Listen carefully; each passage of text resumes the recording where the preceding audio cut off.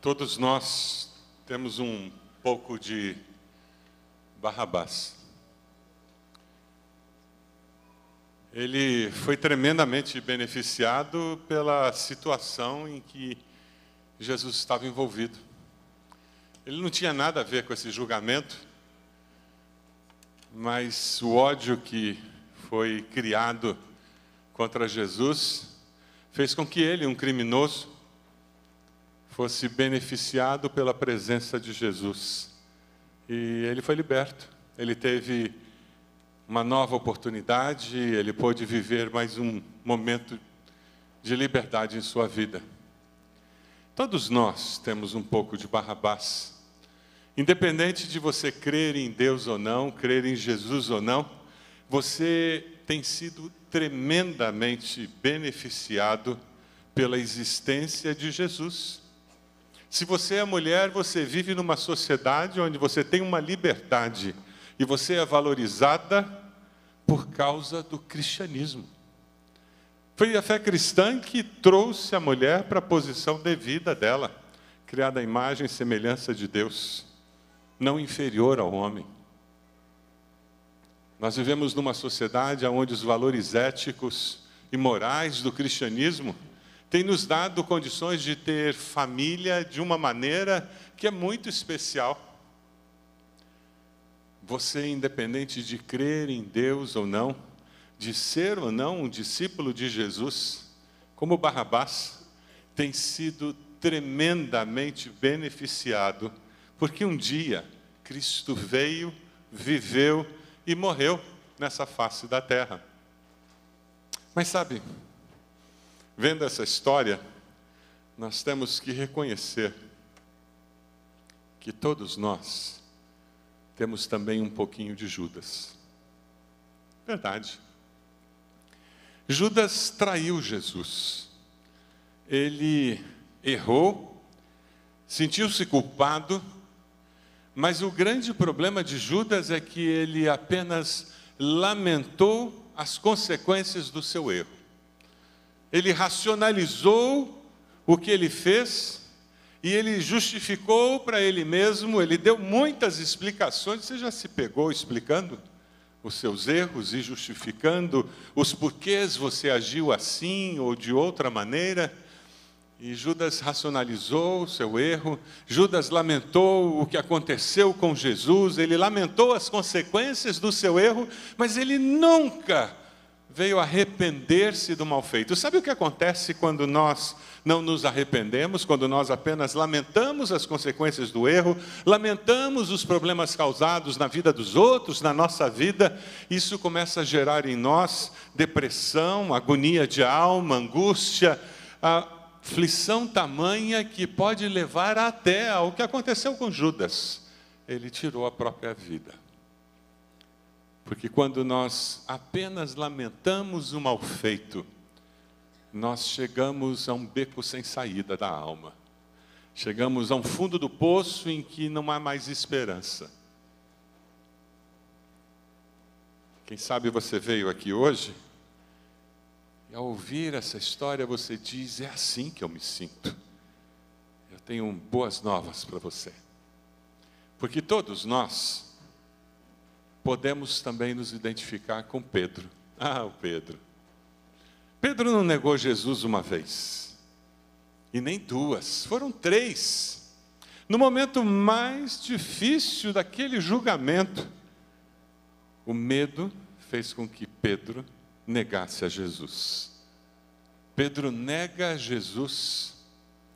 E você consegue imaginar o que foi escutar o galo cantar, voltar-se na direção de Jesus e encontrar o olhar do Mestre?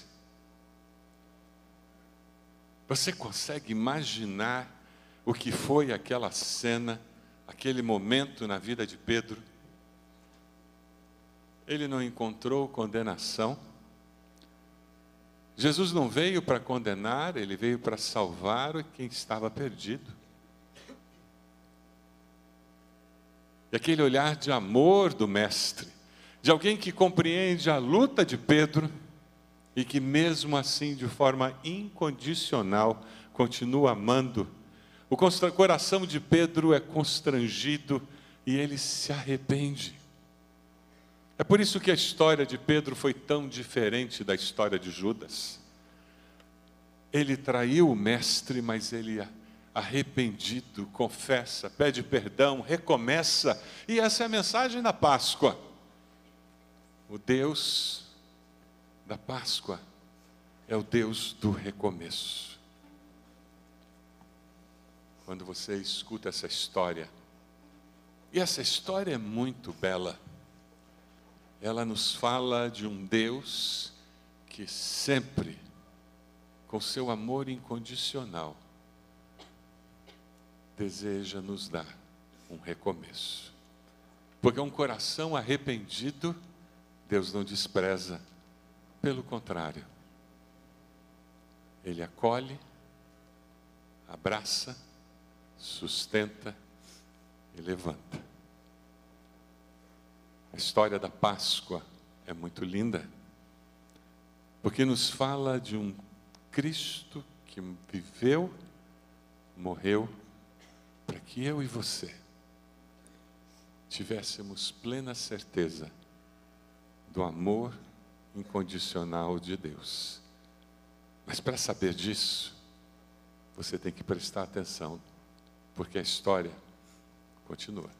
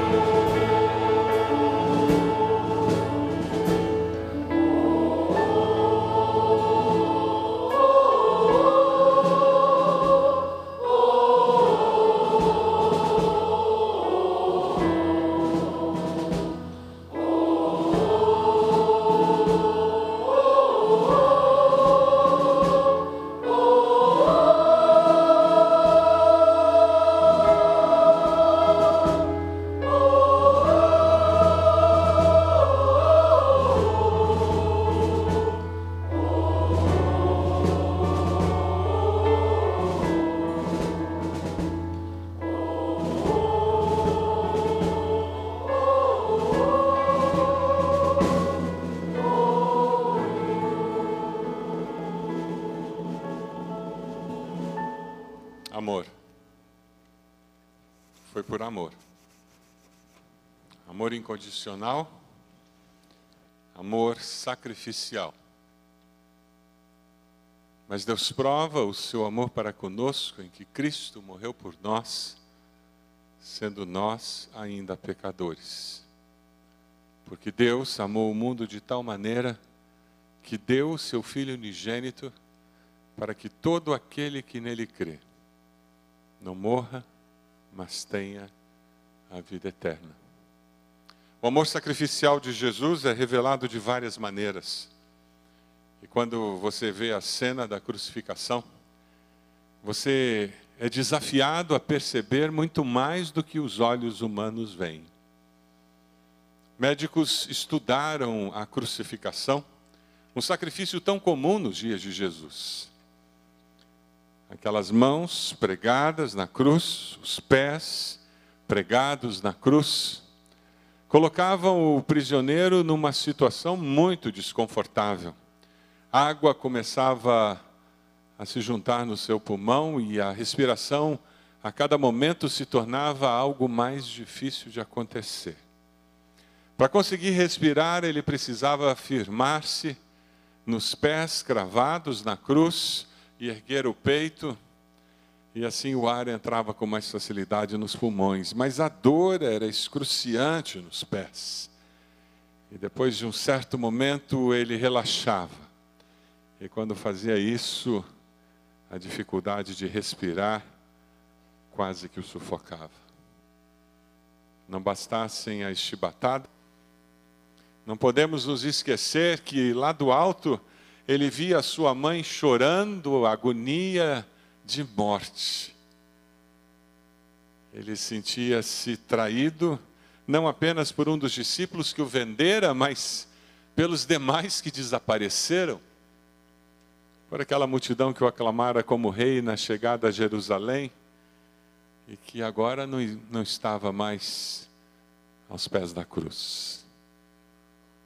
Além da dor física, existia a dor emocional, de abandono, de traição, por aqueles que ele considerava amigos, discípulos, aqueles que o amavam.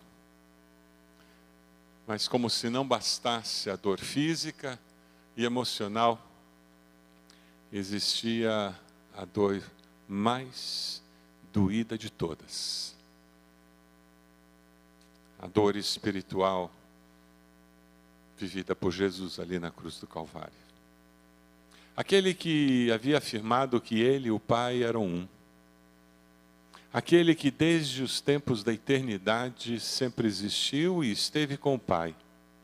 Que se fez carne no Natal e habitou entre nós. E que durante todo o tempo que esteve entre nós, tinha uma comunhão perfeita com o Pai. Agora ali, naquela cruz, aquele que não conheceu o pecado, se fez pecado por nós. Todos os pecados da humanidade, os seus, os meus, estavam sobre ele. A comunhão perfeita com o Pai foi quebrada. Deus meu, por que me desamparaste? Dor tremenda. Amor sacrificial demonstrado por você e por mim. Jesus, naquele momento, sofre tudo isso por amar a mim e a você. E é interessante porque ali naquela cruz, quando ele vê aqueles que o crucificavam, ele diz: Pai, perdoa-lhes, porque não sabem o que fazem. Este é o Senhor Jesus. E hoje ele olha para você e diz: vinde a mim, todos vocês que estão cansados e oprimidos, porque eu aliviarei a sua carga, perdoarei os seus pecados e darei uma nova vida a você. A história é muito triste, é doída, mas felizmente, pela graça de Deus, favor imerecido, pela bondade de Deus, por causa do poder incrível de Deus, a história não acaba aqui, porque a história continua. Vamos continuar vendo a história?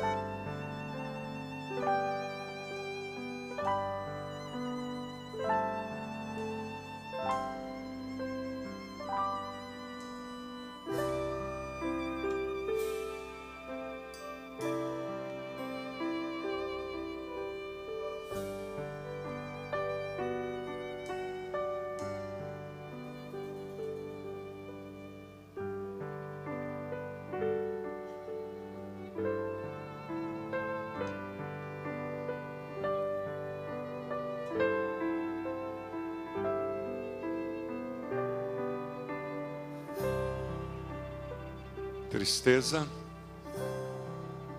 solidão, desesperança. Essa é a cena diante dos nossos olhos. O que fazer agora? O que vai acontecer conosco? E agora? Tantos sonhos, tantos planos, e toda aquela história do Messias, e todos os meus sonhos que eu deixei para trás. Desesperança. Talvez você já tenha visto muitas cenas da crucificação, mas talvez não tenha visto muitas cenas do sábado. Falamos muito da sexta, muito do domingo, mas esta é a cena do sábado.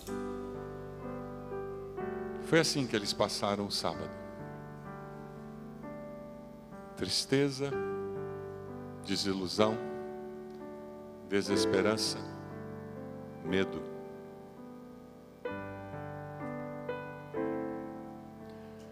Sábado que era para ser um dia de festa, de adoração, de celebração da fé, de reafirmação da fé, um dia de ir ao templo adorar a Deus, tornou-se num dia de tristeza.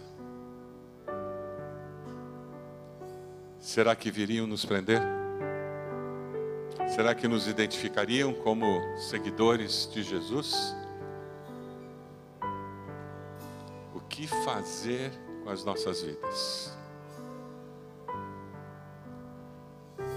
Quem sabe você entrou hoje aqui e seu coração é parecido com o coração deles, desalentado, desesperançado, aflito. Você não consegue enxergar o futuro porque a dor do presente cega o coração. A mensagem que eles passarão para você pode mudar a história da sua vida.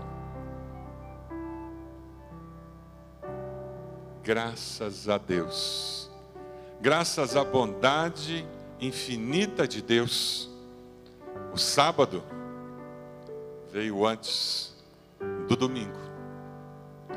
E porque o sábado veio antes do domingo, o que continua? A história continua.